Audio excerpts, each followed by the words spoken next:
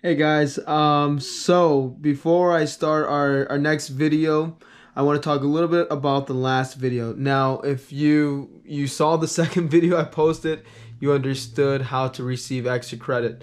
I am done taking extra credit for that assignment, so my advice to you, you want to keep your ears open, keep your eyes open, continue doing your work so that you can receive the extra credit and you can have that opportunity, all right, guys?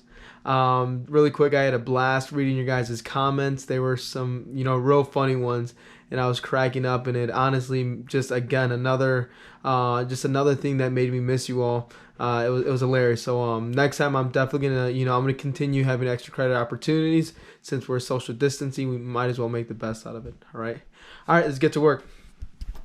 All right, so we are still talking about. So I was gonna say social distancing.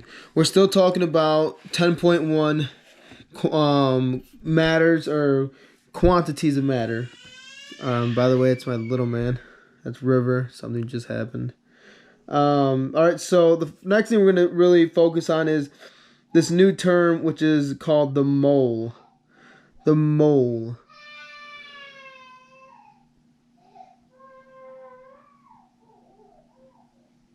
Okay. All right, the mole. So really quick, when you think about counting apples, or you think about counting something that's actually, it possesses the characteristic of holding, it's really easy to count those things. If I gave you a bucket of apples, it'd be easy for you to count them. But one thing that would be, seem impossible to count are grains of sand, even if I gave you a handful of sand. And when we think about atoms, the idea of counting atoms just doesn't seem practical at all. It seems near impossible. One example I want to, talk about is eggs.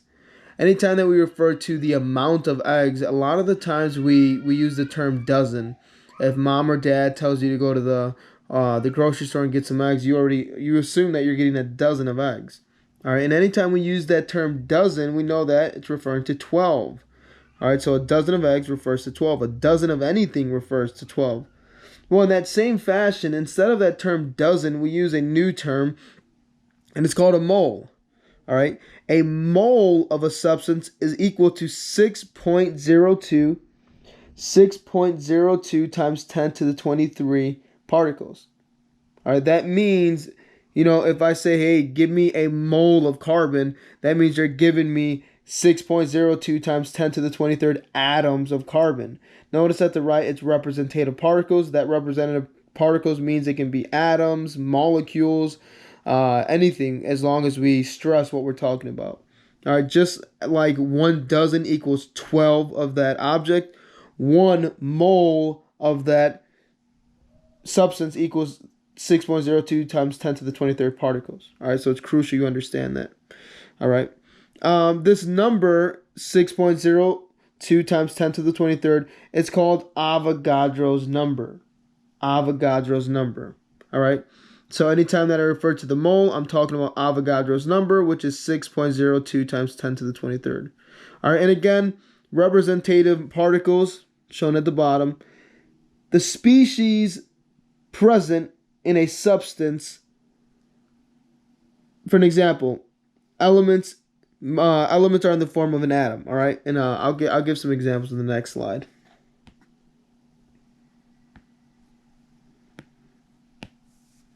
All right, in this example, so if we were talking about, at the left side of the table, we have different substances, and at the right side, it has their representative particles. All right, for an example, iron's representative particle is just an atom because iron's on its own. All right, helium's representative particle is just an atom. It's on its own. Remember, noble gases don't react; they remain isolated. Oxygen. Oxygen is a diatomic molecule. A diatomic meaning that in nature it's found with itself. So its representative molecule or particle is a molecule. And the same thing goes for bromine. All right, bromine is bound to itself, so its representative particle is a molecule. Another cool example is water. Water is H2O, 2 hydrogens, 1 oxygen. Its representative particle is a molecule. So my point is, anytime that we talk about Avogadro's number, or anytime we talk about a mole of a substance, It can refer to atoms. It can refer to molecules. It can even refer to, in this case, formula unit for an ionic compound. All right. All right. So we can apply this term moles to practically anything. All right. And keep in mind that 1 mole equals Avogadro's number, which is numerical value 6.02 times 10 to the 23rd particles. All right. And we can use that as a conversion factor shown below. 1 mole over 6.02 times 10 to the 23rd particles, and vice versa as a reciprocal. All right, now let's do some example problems. All right. Magnesium is a light metal used in the manufacture of aircraft, automobile wheels, and tools. How many moles of magnesium is 1.25 times 10 to the 23rd atoms of magnesium? One thing I want to clarify is the reason why we use this term moles is again because when talking about the numerical value of individual atoms and trying to count individual atoms, it seems near impossible. It's just not practical. So the way we put it into terms we can understand is by this term moles, because it represents a ton of, well, I mean, just the number 6.02 times 10 to the 23rd particles is just a tremendous amount of that substance. So we use that to decipher, to distinguish a large amount of a substance. All right. Either way, let's talk about the problem. All right. So magnesium is a light metal. Blah blah blah. How many moles? So that is that's the big. You want to give attention to that.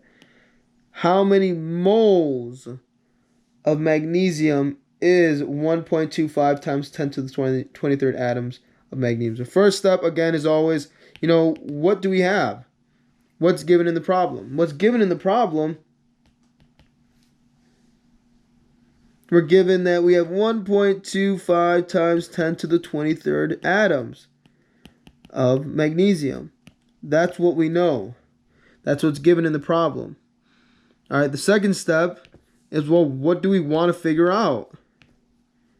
What do we want to figure out? We want to figure out how many moles is that? All right. And step 3 is getting those conversion factors. So remember the only conversion factor we can use right now is the one we just learned about, Avogadro's number, which is 6.02 times 10 to the 23rd atoms of magnesium per 1 mole. And that equals the reciprocal.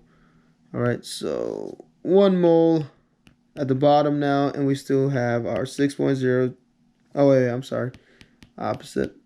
1 mole up top. 1 mole up top with 6.02 times 10 to the 23rd atoms of magnesium. All right. See, notice that in this problem, our representative particle is atoms.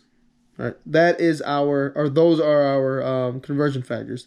Step 3. Now we want to draw out our algebraic expression. We're going to start off with what's given, which is 1.25 times 10 to the 23rd atoms magnesium, and we want, remember, moles at the end. So we're going to choose one of these two conversion factors to see which one we can have moles at the top.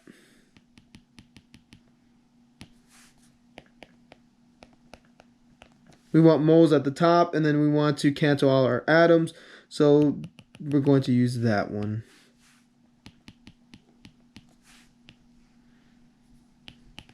Use that one. All right. So we got moles on top, and we have our atoms on the bottom.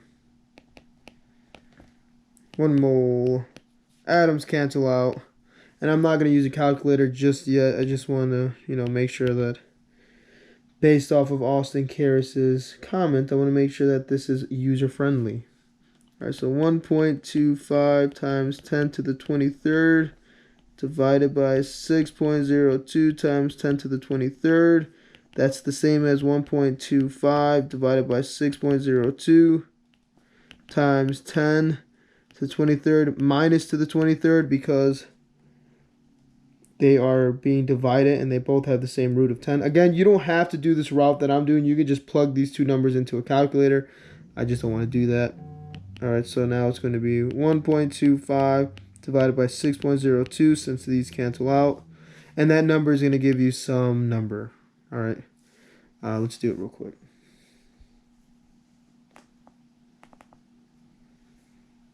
Actually, let's not do it because I already forgot the numbers. All right, but put this in your calculator and you should get the answer. All right, let's go to the next example. Oh, wait, I do have the answer. The answer is 0.208. All right, that's the answer of magnesium. All right, let's do one more example. Yeah, that's the last. Okay. All right, the last question I want to do is the following. Remember, in order to receive full credit, guys, you have to have all your work shown. I had to take off a couple of points off of individuals' assignment because they decided, not to write down all the work. Write down your work. Do not, assume that I can read your mind. And no, show your work to show me that you understand what's going on. All right, magnesium. Wait. Did we already do that one? Yeah, we did that one. All right, well, let's do this one. Let me just erase this. Brief intermission. Look at Joseph's door. So I can erase all of this and all these answers.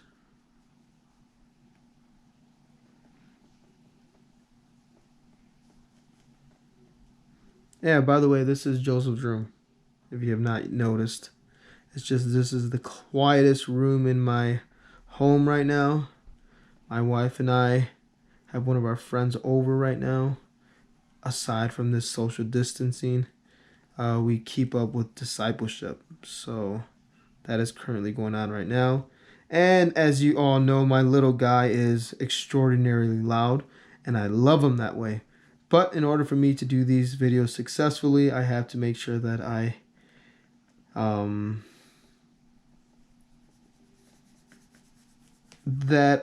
distant from him just for right now. I love that boy though. All right, let's get to it. All right, so now we're gonna go the opposite direction. How many moles are equal to 3.61 times 10 to the 24th particles of potassium chloride? Yay, let's do it. All right, first off, notice that we're given now particles. Let's start off there. I'm not going to go through each step because I'm running out of time. 3.61 times 10 to the 24th particles of potassium chloride. That's how much potassium chloride we have. And in this case, the representative particle is a molecule. All right. Oh, I'm sorry. No, it's a formula unit when we have a ionic compound. Instead of solving for moles, we're going to solve. No, we are still solving for moles. I'm sorry. Let's go forward though. All right. 1 mole up top. At the bottom, 6.2 times 10 to the 23rd. KCl. Boom, boom. So now we have 3.61 times 10 to the 24th moles divided by 6.02 times 10 to the 23rd. And we're going to do that funky algebra again. 3.61 divided by 6.02 times 10 to the 24th minus 23rd. Again, you can do this in your calculator. All right, that's, I don't know, what, about 0.5 times 10. The answer is around 5 moles. All right, 3.61 divided by 6 is close to a half. 1/2 is resembled as 0.5. 0.5 times 10 is going to be 5 moles. All right, that's the second example. If you have, if you've been watching this video so far, extra credit. What has been your favorite food to eat on this quarantine. All right, peace. Leave a comment regarding your favorite food over quarantine. Bye.